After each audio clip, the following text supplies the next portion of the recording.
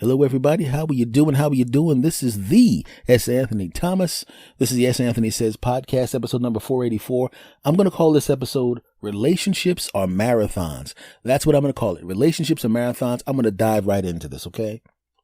Now, I know you've been in a situation where you've overheard somebody's conversation or you've seen something that reminded you of a time in your past. Like when you watch a television program and a guy sees something happening, there's this dream sequence where the screen gets all wavy, and then there's a younger version of him making a similar mistake to the person that he's watching, or having a similar thing happen to him or her as the person that they're watching. And that happened to me recently. And by recently, I mean Saturday.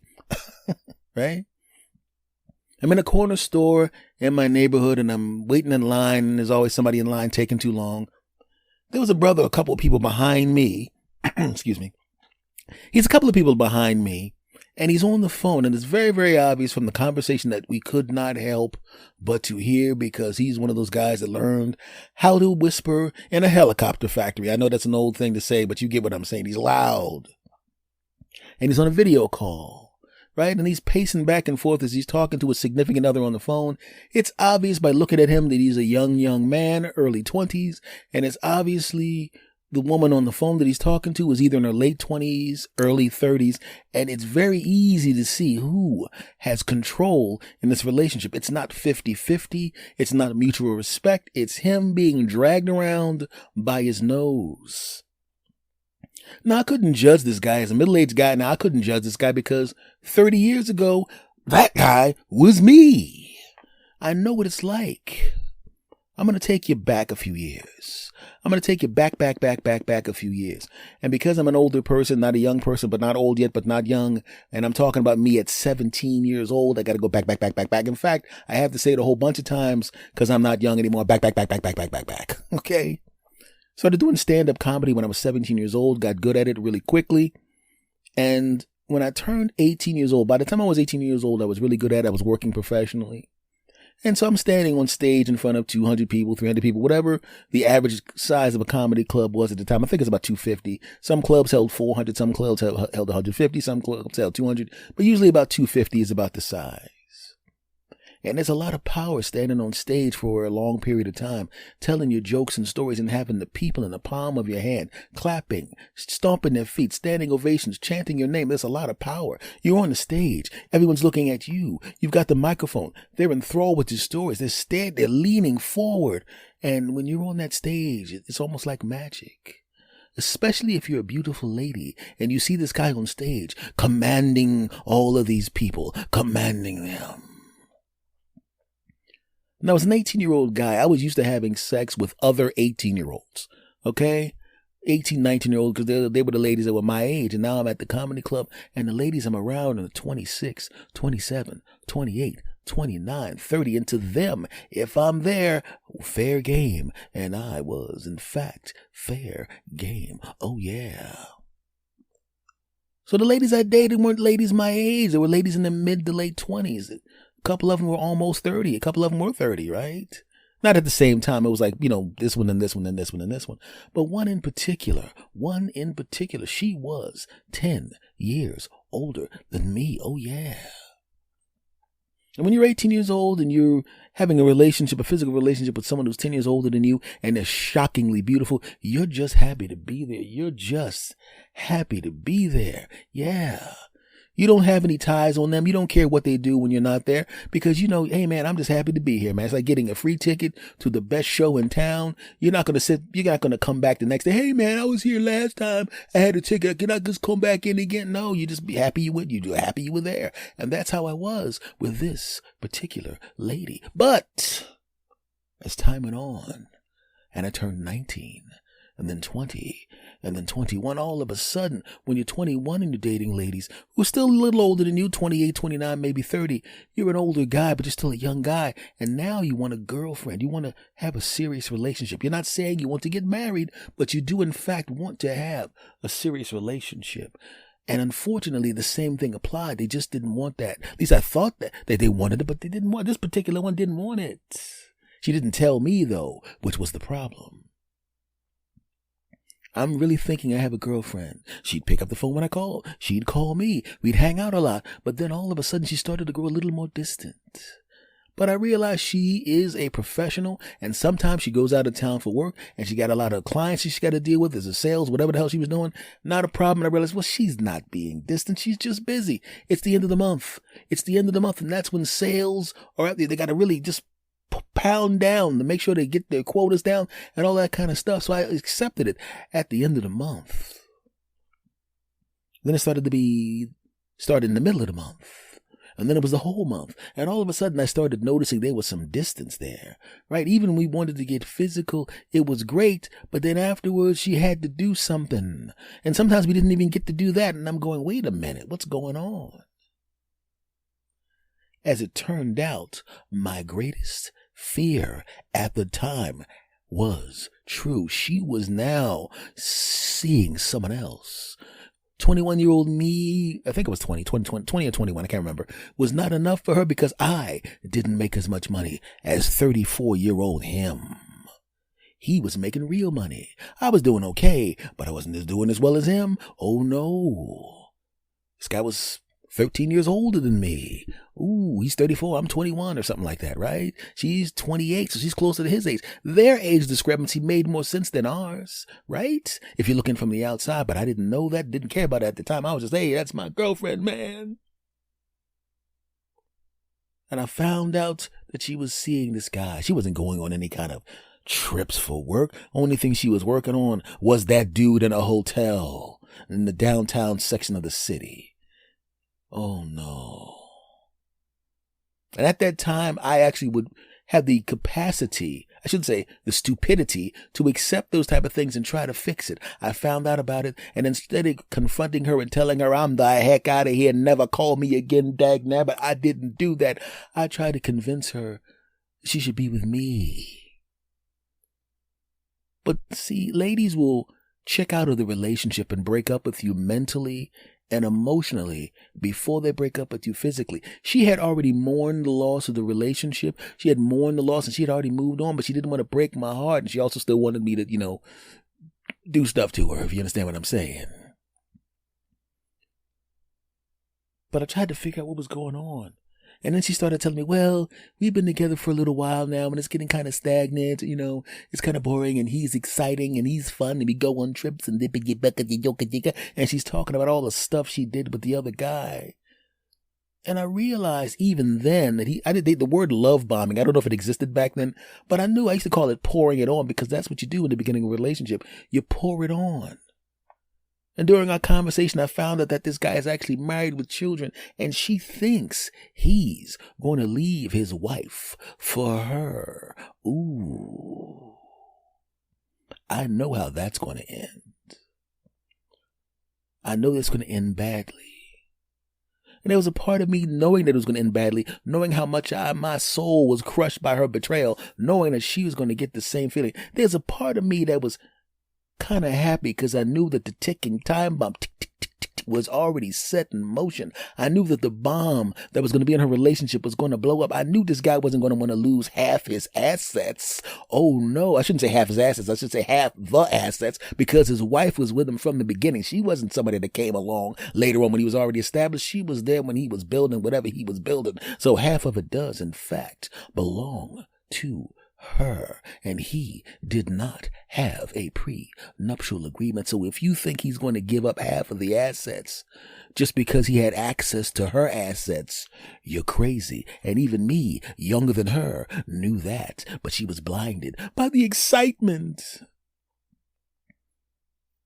This episode is called Relationships Are Marathons for a reason.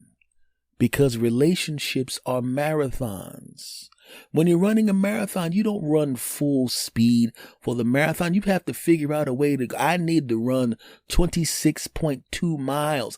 And whatever energy I have in my body from carbo loading the last night, I got to make that last for 26.2 miles. So, of course, there's no period of time during a marathon where you're going to be running at full speed. You can't, because if you do, you're going to burn out.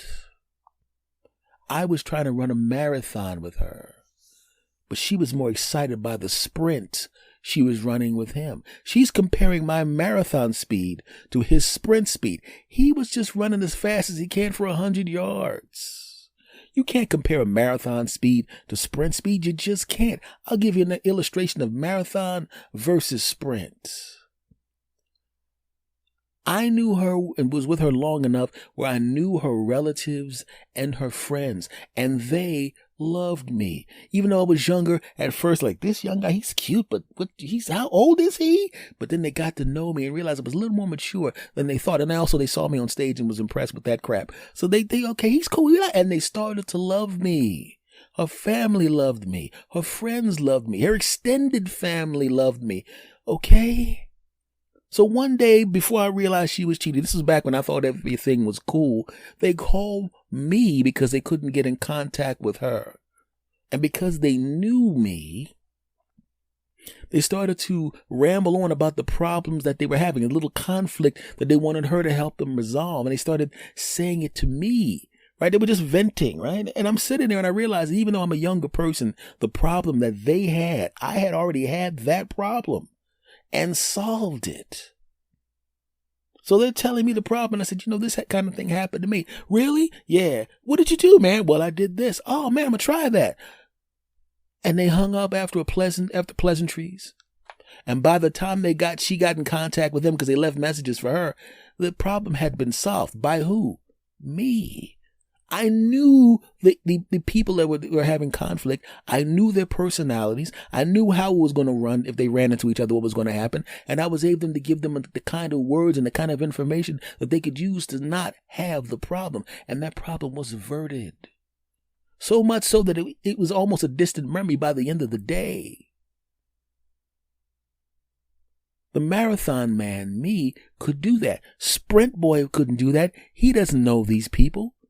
He doesn't know these people at all. And quite frankly, judging by when I finally ran into the guy, they wouldn't have liked his punk behind in the first place. Sprint boy was great for taking off the vacation, right? Or sneaking off to a hotel room or going to an expensive restaurant. But if you remember, sprint guy is always in sprint mode, which means every time she sees sprint boy, every time she sees him, he's in his best clothes. He's got the minty breath. He's got the best clothes on. He's always in his best behavior. And every time she's with him, there's some kind of entertainment thing attached to it. A movie, a play, a hotel room, of this, of that, right? But when you're marathon man, you're there for all the other stuff. You're there when her breath stinks in the morning. You're there laying behind her, holding a heating pad on her stomach when she's having a period. You're there rubbing her feet because her feet stink, but you're used to the stink because you're all there all the time. It's not a big deal. You're used to those things, so it's not a big deal. He wasn't doing that. He didn't even want to do that. Why would he want to do that? He just wants you to show up in a sundress, go to the hotel room, boom, boom, jiggity, boom, the boom, jiggy, look nice on his arm, and then he gets rid of you and goes back to his wife, who he's the marathon man for her. Relationships are marathons. First dates and just having a physical relationship a couple times a week or few times a month, that's a sprint. And one of the reasons that was so exciting was because you're cheating. Dun, bum, bum, bum, cheating on him, huh? He don't know, dun, dun, dun, dun. That's why it's exciting. And he's cheating on his wife, bum, bum, she don't know she's got the kids, ha, ha, ha, dun, dun. Even though I'm cheating, I'm going to get it on with this lady, then I'm going to go home and still sleep with my hot wife. That's what's going on. But what she didn't realize was, when I got fed up and I decided to move on, and I told her, you don't have to call me anymore. There's some stuff in my house, at my house that's yours, I'll mail it to you. And if there's anything from my place and your place, if it's not important, if it's just like knickknacks and paddywhacks or whatever, just throw it in the trash. I don't think I have anything important at your house. You don't have to call me, okay? And I don't know what I was thinking. I was thinking that maybe she'd have a little bit of sadness on her face. And I know she tried to put a little sadness on her face. But I could also, because I knew her so well, I could see she was a little bit happy. Let me give you an illustration. There's a TV show called Girlfriends with the delicious Tracy Ellis Ross as one of the stars with the other three delicious sisters on that show. She had there was a series part of the show where she was dating a guy and it got a little stagnant and she ran into somebody else that she had a special connection with, but she felt guilty because she was in a relationship with this guy. So she didn't really act on it like that, right? And then one day he comes in to confront her and they have this knockdown drag out and he says, okay, it is what it is. And he says goodbye and he walks out. Now, as he's walking out, she giddily begins running to the phone. He didn't even get out of the apartment yet, or her house rather. And he goes, can you at least wait until I'm outside? She goes, oh, okay. And then the second he goes outside, she giddily runs to the phone. And that's kind of what I was thinking was going on with the lady that I was seeing at the time. She was, like I said, people try to hide it, but when you really know them, you can see it. And I saw her a little bit giddy after I broke up with her as I was leaving. It was just like that TV show that I just explained to you. Except I didn't say, could you at least wait till I get out the building? Because I didn't care. Now, why was she so giddy? Why was the character Joan Clayton on The Girlfriend so giddy? And why was the lady that I was seeing so giddy when I finally broke up with her? Because the only thing that kept her in her mind from completely enjoying her relationship with this other guy was the guilt, because she didn't want to hurt the kid, meaning me. She did because I was never bad to her and big and all of that crap. And she was giddy because now the guilt of having to deal with me is gone. She doesn't have to hide anymore. Oh, it's going to be so great. I can finally be with this guy all the time. It's going to be great. That's what she's thinking. Because in those situations, they're really, in the beginning, happy that you're gone. But once again, I know what's coming. She's blinded by the excitement. She doesn't know what's about to happen to her. Maybe she does intellectually, but she thinks, I'm going to be the one that this works out for. And I knew that there had been a time bomb placed in the middle of that relationship with that dude. And there was a part of me that wanted revenge, but I wouldn't do anything for revenge. I'm not that type of person. I think the revenge would be knowing what's going to happen there. A little schadenfreude, if you know what that means. Schadenfreude, meaning joy in the misery of others. That's what was going on. Because I knew I wasn't even going to see it, because I refused to even deal with her. I wasn't even going to see what happened to her. But I knew it was going to happen. You see, now that she has all this free time, now that she has, I'm the other plate she was trying to spin. I was the other ball that was in the air. And now the plate is gone, and she has all this free time to call him. You see, now, when her family found out that we had broken up and they found out why, I didn't say why, she said why, because I didn't want to be disrespectful to her even then. And they're calling me apologizing like they did something. I'm like, you didn't do it, she did it. But now they're trying to get me to go back with her. They're calling me a couple times. Why don't you give her another shot? Come on, I know she did this, but that did you be? And so now I didn't want to know what was happening with her. And I was trying to end the conversations because I just didn't want to know. But after a while, I started letting them tell me what was going on, because I'm going, listen, normally you don't need to see the revenge if you know the revenge is 100% going to happen. But I now want to hear all about what is going to happen. Oh, yeah. Because she had so much free time, all the things that I used to do as a boyfriend, she was expecting him to do, but he didn't have time to do it.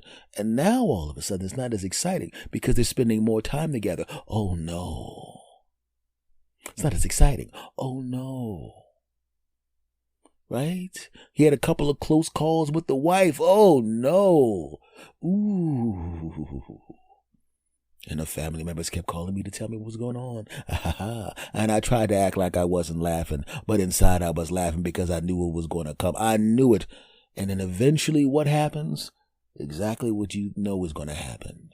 He realized it's not as exciting anymore. When you have more time to spend, it means you have to spend more money. He could hide the amount of money he was spending before, but now that she has 5 times as much time to spend with him, to chase him, to call him, to be around him, now all of a sudden, the whining and dining, which was exactly the same amount as before, is now spread out over the whole week. Meaning instead that one night when you get to hang out on Saturday and cheat on Saturday is great, but you still only get Saturday. But now you're sitting around the house and there's no cute young guy giving you the business in bed and wearing your behind out.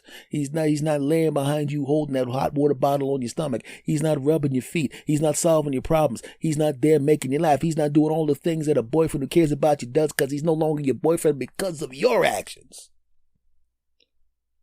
And now all of a sudden your apartment is quiet. And your relatives tell me how miserable you are in that apartment.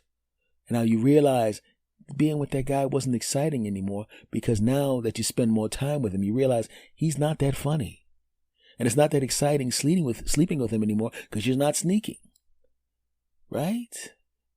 Oh no. Kind of sucks, doesn't it? A lot of people do serial monogamy. And if you're in a relationship with someone and it doesn't work out, and then you end it and then you go into another relationship, that's normal. There's nothing wrong with that. Okay? But some people are not wise enough to realize that the chemicals that are in your brain in the beginning of a relationship are just chemicals. That's why it's so exciting. It's new. Imagine a college course. You're taking a college course and you're busting your behind and you get a B+ in it, but you've taken 10 tests, right? And your grade's a B+, and you still have a lot of college left, and you have an opportunity, plenty of opportunities to raise that B+ to an A, right? Which means you're right there. You can adjust from there. You don't have to scrap all the stuff you did and start from scratch someplace else. Because you got an A on the first test, then you start taking more to test and you realize I'm not even really interested in this subject. It was cool when I started, and now all of a sudden you get F's and F's and F's because it was harder than you thought. It was not applicable to your future life. It's really not even worth your time. And now you try to go back to the class that you had before where you were getting the B+ and heading towards an A, and they ain't got any room for you in the class. Eventually, her friends and family were calling me, begging me to take her back. She's miserable. She's miserable. And then they started calling her, you better call that man back. He made you happy. I don't know what you were thinking. He's a cutie. He's this, he's that. Why did you do that to that man? He was so good to you. He never did anything to you. Why? And eventually she breaks down and calls my number, but I don't have that number anymore. And then she tries to call my relatives. She finally, through some comedy friends who thought they were doing me a favor, she gets my phone number, and I see her numbers was the same, and I saw the number, and I was like, I'm not answering that. I didn't even want to talk to her. I told you there's no reason to talk to me anymore. I'm doing a show at a comedy club, packed house. It's great. She sits in the club right by 5 rows back. She actually comes by herself. She doesn't bring a girlfriend. Because a lot of times they'll bring a girlfriend as backup. So they're like, well, we were just coming to the club. We didn't know you were going to be here, even though your picture's on the wall outside. Right? And I see her while I'm performing. And it doesn't throw me off because, I mean, at this particular time, at that point, I've been doing it for years. And I was pretty good at my job. But, so it makes a lot. At that point, there's nothing really bothers me when it comes to that. So I'm doing my stuff and I'm working, and she catches my eye and I catch her eye, and she has this sheepish smile on her face. And I don't change my expression. I'm in the middle of a show. I do my show. Right. Thank you. Good night. Yeah. And at this time, I am S. Anthony Thomas. I had changed my name to this. S. Anthony.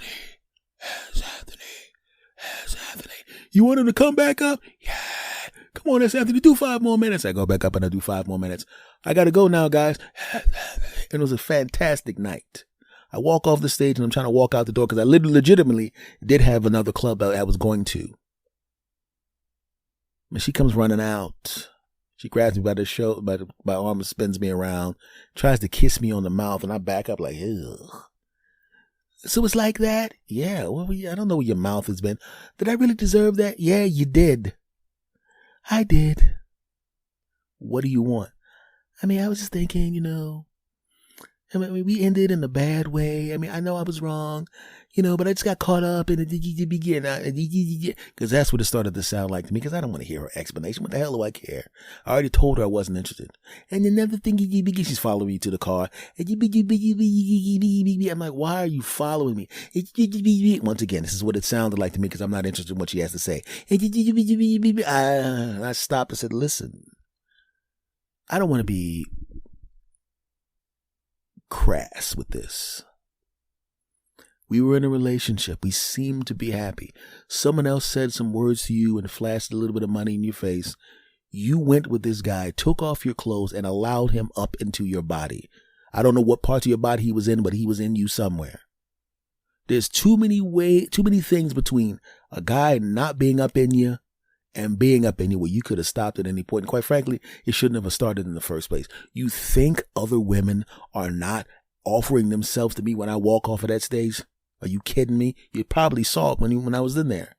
And I'm not some Captain Handsome or nothing, but when you're standing on stage and people are chanting for you, that's a powerful thing. And I'm not the ugliest guy in the world. So let's keep it real here. You think I didn't have opportunities too? Of course I did. But it never occurred to me to take advantage of those opportunities because it never occurred to me to do anything that would hurt you in any way. I would never do that. I have never done that. I'm leaving the story for a moment and coming into present time. This is 30 years ago. I still haven't cheated on anybody, and I probably will be alive for another 30, 40 years. I'm not going to do it then. Back to the story. She's tearing up a little bit. I said, listen, you're going to be fine. I'm younger than you, but we're both pretty young people. Obviously, you can find somebody else. Obviously, I'm not what you wanted. Just go on and be happy with whoever you find.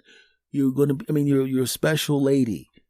I just wasn't what you wanted. Yes, you are. No, stop. Stop. Please.